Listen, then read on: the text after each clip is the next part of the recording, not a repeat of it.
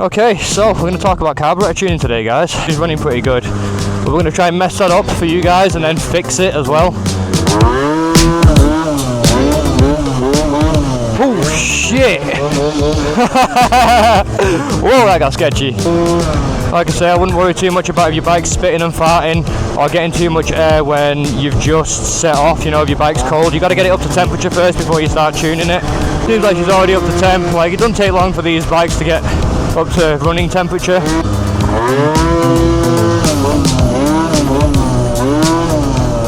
Now, it's pretty simple stuff really, guys, honestly. As long as you've got your jetting correct, the tuning of the idle screw is super easy. So I've just ridden up here, you heard the bike, it was sounding mint, it was running fine. What I'm going to do is just take that air mixture screw, and I'll show you guys very shortly what I'm doing after this, don't worry. First I'm going to discuss the effects of it and ride the bike, and then I'll take the camera off and show you what I was doing and how I was doing it. So let's see how it's running now, given that I've just turned the air mixture screw all the way in. You can hear it's already trying to cut out.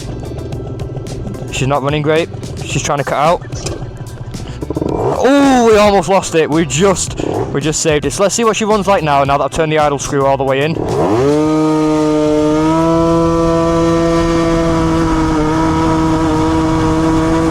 I don't know if you guys could hear that, but I can definitely hear that. It's like struggling a little bit. Yeah, she's struggling like crazy right now, and I think that's actually like spitting a little bit, so like getting too much fuel. So what we're going to do, we're going to turn it out now quite far and see what the opposite effects are if we wind that screw out anti-clockwise. So half a turn, one full turn is back where it was. You can hear the revs picking up more and more. Right, that's pretty far out. I've probably done that about 2 turns out, and you can hear the revs picking up. So now she's idling really high, but obviously there is a separate screw to adjust the idle, but we're not going to touch that right now. Oh, she's idling really high. So let's see what the effects are now of turning the air mixture screw anti-clockwise. I've done that from fully in, fully turned all the way in, about 3 turns out, which is a bit excessive. It might have been a bit more than that, but let's see what she sounds like now. I'm guessing she's going to bog and get too much air.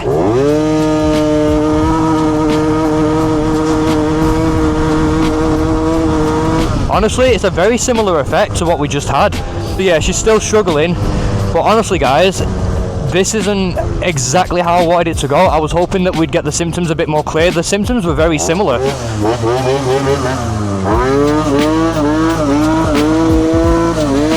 I'm going to show you guys now what I was just doing, and then explain a little bit more how you can fine-tune your bike without actually riding it, as long as it's up to temperature. Okay guys, that should be pretty good. You can see the carburetor right here, and you can see here this is the air mixture screw, and then right here this screw is the idle screw, which I haven't touched today, and we're not going to need to right now. But we're going to get the bike started, and I'm going to explain to you how these bits work. Hopefully I don't kick my camera over when I kickstart it. Oh my god, the lens guard. Okay guys, so I've just fully damaged the lens guard when I kickstarted the bike. I don't know if you guys can see that. I'm just going to have to change the lens guard, but that's why we've got lens guards, so that's not a problem. They've got a little bit of a scratch on them, but that's what they're for. You just unscrew them and stick more on. I'm a moron. I might even get the better ones, is uprated lens guards you can get, so I'll probably just buy them now that I've got an excuse to buy them. I didn't kick it over on purpose, I promise. And so this is obviously your air mixture screw. We're going to turn this right the way in, so that you guys have a preset to start from, so that you understand what's going on. Now as you can hear, the revs are coming down. Okay, so that's all the way in. So what you want to do is just give the bike a quick rev to full throttle, let off, and listen to how the revs react. You want your revs to go up, come back down quickly, and then settle. She's obviously running really shit right now, so what we're going to do is just start to back that screw out, and you want to count the turns. So that was half a turn, and this way you can measure where you're up to. Go another half a turn, and you can hear the revs picking up. That's good. So you want to listen for the revs picking up, and you want to try and get them consistent. So we'll go 1.5 turns, and now she's idling really smoothly, but if she wasn't, you'd just mess with this screw right here. So if I bring the screw out as well, if I start to go anti-clockwise, you can hear the revs getting lower and lower. If you go in, you can hear the revs getting higher and higher, and this is literally just an idle screw. Honestly, it's kind of like your own personal preference where you want the idle. You don't want it too low, you don't want it too high. That's okay, that's not bad. So now what we'll do is we'll take this screw actually all the way out. That was 1.5 turns, but we'll take it all the way out and we'll rev it again and just see what she sounds like. As you can hear, the revs are already picking right up, but we'll give it another rev and see if there's a difference. So she struggled and she's bogging now. Taking the air mixture screw further out anti-clockwise is giving the bike more air, and that's why she's bogging. She's going bleh before she like sets off, before she revs up. She's bogging, she's getting too much air. So we know that that's not right, and we can just turn it back in and make it a little richer. If the revs are lingering when you rev and let off, if the revs are staying up there too long, it's because it's too lean, it's not getting enough fuel. Whereas if you rev it and the revs come up and they come down quick, but they drop below idle speed and then they have to come back up to idle, it's because it's too rich, it's getting too much fuel. There's other things I want to discuss as well, which would be this screw, this air mixture screw. If it's on this side of the carburetor where your air filter is, it's an air mixture screw. But apparently there are some carburetors where the screw is on this side where the inlet is, the inlet port. If the screw is on this side and it goes from this side into the inlet, it's a fuel mixture screw, not an air mixture screw. It's only an air mixture screw when it's on this side, but this is all I've ever come across, guys, as an air mixture screw. I've never seen a fuel mixture screw, but apparently they are out there. And obviously that one there is just your idle, as we've already explained. Okay, so that's all the way in. So we'll go half a turn, a full turn and a half.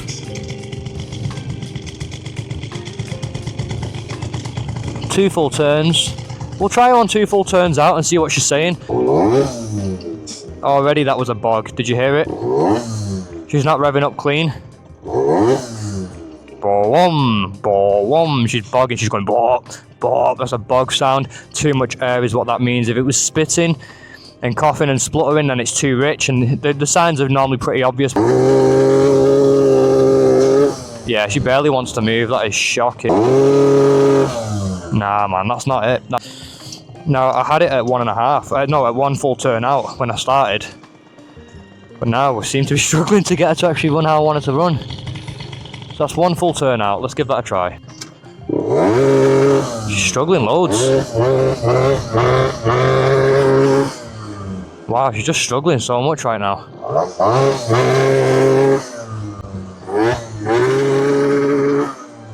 That's so weird. She's not normally like that. Not at 1 full turn out.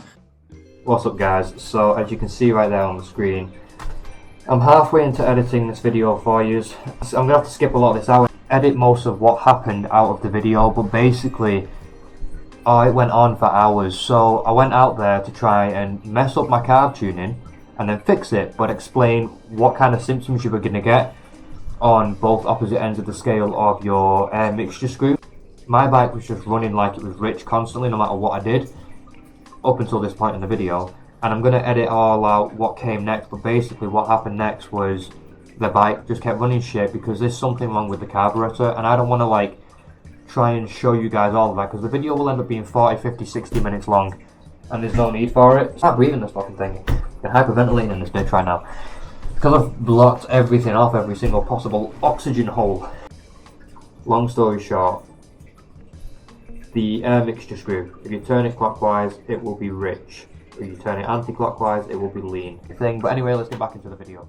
We'll see how she performs now. She's having a few issues, and I'm wondering if it's just because there's some crap in the carburetor. I don't know why it's doing this now. It was fine on the way up, and now I think maybe, yeah, some shit's got lodged in the carb. As I might take the carburetor off and just clean it. I don't know what the hell's going on with this bike today. Okay guys, so I'm back home, took the air filter off, bought some carburetor to clean out and nip out and grab that. Spray all in here. So you've got these little wire brush sort of type ones. So what you can use as well is just these wires. It's like little wires. If you've got one thin enough that can squeeze through, and just run it back and forth. Give it a kick.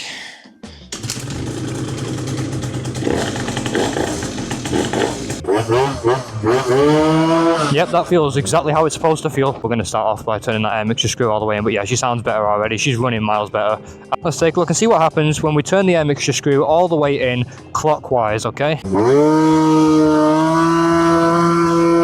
And she's still absolutely loving it. She's running great. So now we're turning the air mixture screw out anti-clockwise, half a turn, one full turn. We'll see what happens now with the air mixture screw turned out. 4 full turns. It's quite a lot. It's a bit ridiculous really. It's sticking out quite a lot, but I'm expecting it to bog now, to be too lean. Yep. Good. Yeah, so that's how that works. Fucking hell, man. See, now the screw, when I had it all the way in and all the way out, the bike still runs almost sick, so it just shows there was definitely something wrong with the carb. It would definitely needed cleaning, but now she's bogging, so... But she's still running pretty good, even with the mixture screw hanging out. That's crazy. Yeah, she's bogging. Fucking hell. But yeah, she's good to go now. She's good to go. Pretty much no matter what we did there with the screw, we had her either too lean, didn't really have her too rich, so she's obviously not running that rich in the first place. We're running 100 main jet, but clearly there was something wrong with the carburetor before, and that's why I couldn't get it dialed in no matter what I did. I obviously knew that my jetting was already pretty spot on, so that's a good start for me to then just only have to worry about the air mixture screw. If you're trying to like dial everything in all at once, you're going to struggle a little bit really. So we're going to go half out, 1 full turn out, turn the idle up a little, and this is how I had her when I first set off at the beginning of the video. There we go, that's 1 full turn anti-clockwise from fully turned in, and I think that's where she runs best and she doesn't bog or anything. So that's pretty good. I like her there, to be honest. I think that's where she wants to be. Carb tuning is obviously important, but transmission is very important as well. Your CVT setup when it comes to acceleration and top speed. But carb tuning is important. It can make quite a big difference in how the bike sets off. But that's pretty good. I'm happy with that. Like I say, I've got some bigger main jets. I might try a bigger main jet and just turn the air mixture screw out a little bit more, make her a bit leaner, and then give her more fuel on the main jet and just see if I can get a bit more power out of it. Yeah.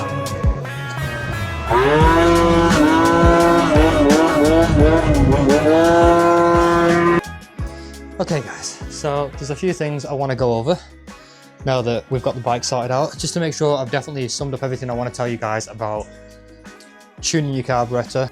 Always run an air filter all the time. Even if you want to just go and quickly test the bike, put an air filter on it. You don't want to suck in the tiniest grain. It seems to play up with my Polini carb, so in my experience, always run an air filter. If you're running on a stock carburetor, 17.5mm carb, I recommend that you just run the stock airbox. Don't change it. There's no need. Don't change it. It's fine. Leave it the way it is. Run the stock air filter. I ran the stock air filter on this when it was tuned up to 50cc exhaust, all that stuff. Before the 70 kit, basically, before the 21mm Polini CP21 carburetor, I ran the stock airbox, as there's just no need for an aftermarket air filter. You're just going to suck up more air that you don't need and make more noise. I only run this now because I can't get the standard air filter on there anymore. So that's why I'm running this, and it is very loud. It does sound good, I'm not going to lie, it sounds great. If you want more noise, then by all means do it, but stock air filter is going to be your best option when you can use it. Same with the other bike. It's only a 50cc, but I've changed the air filter because the stock airbox is just no good on that. It's too hard to get on and off. Obviously, what I was trying to explain in the video before was if you rev your bike up and it goes boom, and it just sort of loses power and just dies on full throttle as you rev it up, that's a bog, which is a lean condition. It's sucking in too much air is what that means. If you rev the bike up and it starts spitting and spluttering and struggling to gain any revs, then that is a rich condition. That's too much fuel, okay?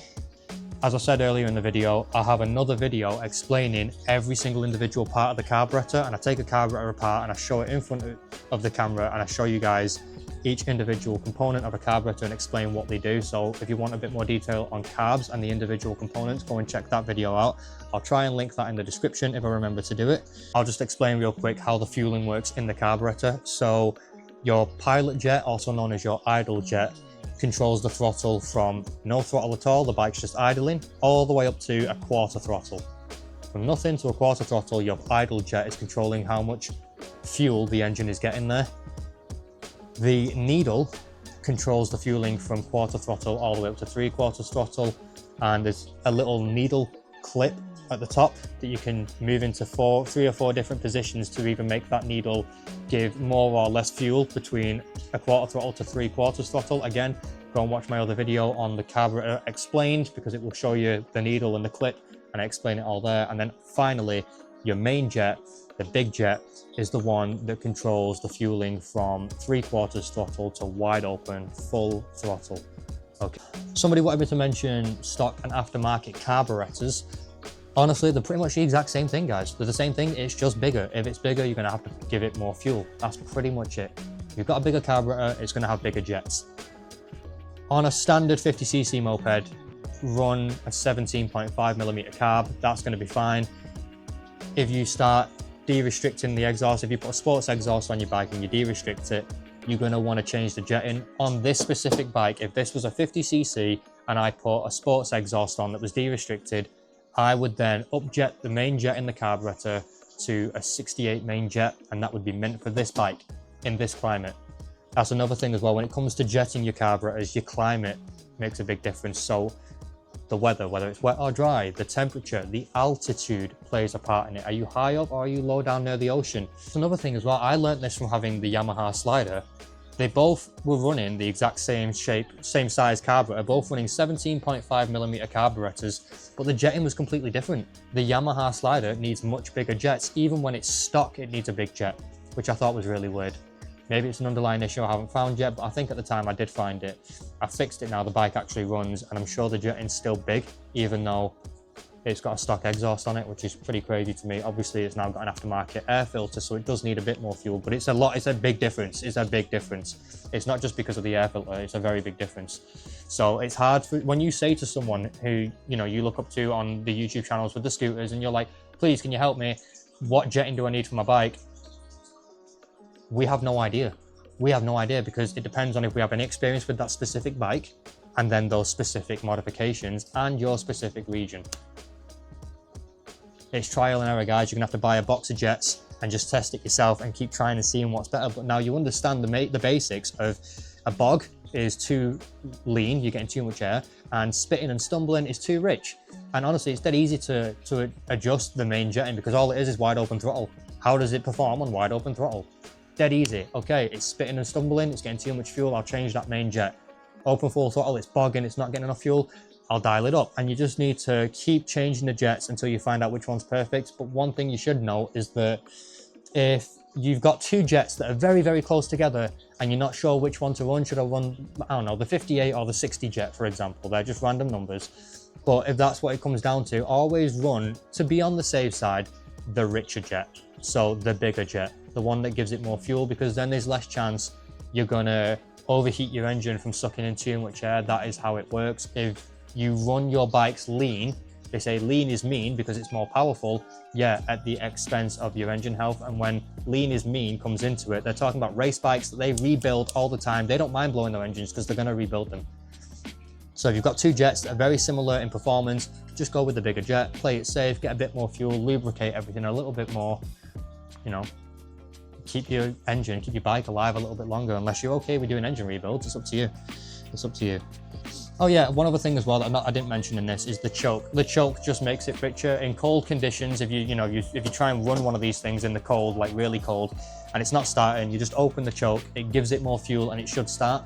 That's all the choke really does. It just gives the bike more fuel. And then once it's up to temperature, you close the choke, put it back to where it was, and you're good to go. As always, guys, thanks for watching. I really do appreciate the comments, the feedback, people asking for, can you do a video on this? Can you do a video on that? I like that, because then I can do a video on it and it's more content for me and it helps you guys. So if you've got any questions, fire away in the comments section saying, can you do me a video on this? And I'll try and do it if I can, if I know about it. I do know pretty much everything there is to know about these from my own experience over just the past 1 year. I spent a year researching these bikes and watching other enthusiasts on YouTube before I started my own channel. Just spent a year watching them, learning everything. Then I bought mine, then I did it myself, and I learnt more doing things, but I already knew a lot because I just studied YouTube all the time. That's how I know what I'm doing, that's how I do what I do. And it's honestly, they're not hard. They're not hard bikes to work on. Sometimes you get problems that are a pain in the ass that you just can't figure out, but it's pretty simple. Is it getting fuel? Is it getting air? Is it getting oil? There are these three basics. Are you getting spark? So first things first, are you getting fuel? Are you getting spark? And then, do you have any air leaks? Air leaks are one of the biggest issues. Guys, if you want to find out if your bike's got an air leak, if you're just chasing it and you can't figure out what the problem is, why won't my bike run right? You've probably got an air leak somewhere, and they can be in a lot of places. I've done a video explaining how to find air leaks anywhere on the engine. Definitely go and watch that. It's a very good video to know, because this bike had air leaks. Couldn't figure it out when I built the 70cc kit on this one. Had air leaks. I tried to seal them, kept trying to seal them. Couldn't seal the air leak. I knew where it was on the inlet manifold. I put sealant on there, it wasn't sealing. Why? I figured out the best way to seal and things like that when you're using Honda Bond sealant. Even if you've got a gasket, you want to put the Honda Bond on, tighten it down gently and leave it for about 24 hours, then tighten it up once the Honda Bond started to dry. If you just tighten it up straight away when the Honda Bond's fresh, it pushes it all out and then it air leaks again. So I figured that out last year by going through 3 different manifold gaskets, just trying to get it right before I put the engine back in the bike. But yeah, guys, thanks for watching. Like and follow. Hit that subscribe button. If you're not watching this on YouTube, go watch it on YouTube. It'll be landscape 4K and it'll be a much longer video with a lot more details. Hope you enjoyed the content. See you in the next one. Put the team on my back, never fold, never crack.